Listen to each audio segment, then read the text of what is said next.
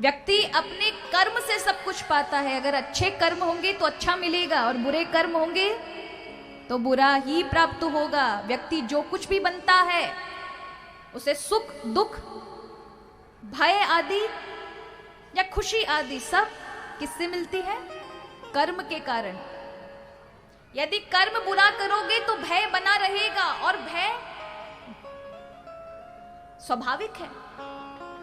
Train में ticket लेके नहीं बैठोगे तो जितने काले कोट दिखेंगे डर लगेगा, लगता है ना, क्योंकि टिकट नहीं है। लेकिन टिकट हाथ में हो तो खुद काले कोट वाले को बुला करके कहोगे इधर आइए आइए पहले टिकट चेक करिए, हमें सोना है। भय खत्म हो जाएगा क्योंकि आपने गलत नहीं किया।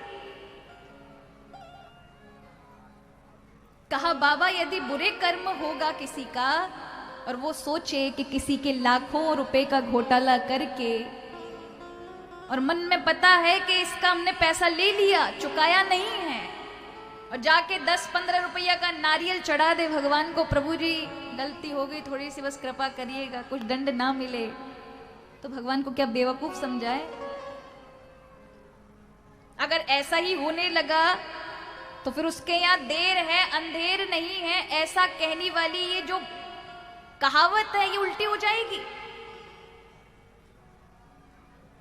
जो गलत कर्म करेगा उसको दंड है, विधान है और मिलना ही है। व्यक्ति अपने कर्म से महान बनता है। पूजा करे और कर्म गंदे हो और वो सोचे कि उसको ये सबका दंड ना मिले तो ऐसा नहीं हो सकता,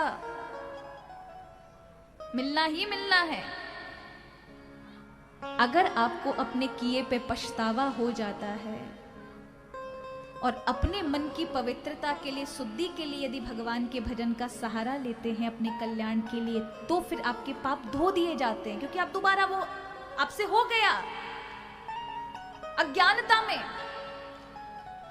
आप उसके लिए बहुत दुखी हैं, आपने प्रायश्चित कर लिया उसका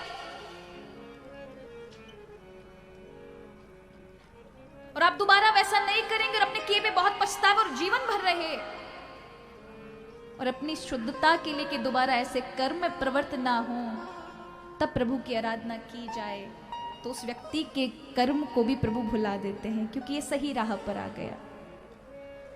कोई हत्यारा हो मर्डर कर दे उसका भी सजा कई बार माफ कर दी जाती है ना, अच्छे मार्ग पर उसका अगर अच्छा व्यवहार अच्छी चीजें वो देखे तो वहां के जेलर ही उसे मुक्त कर देते, नहीं तो राष्ट्रपति से जाकर के लिखवा लेते।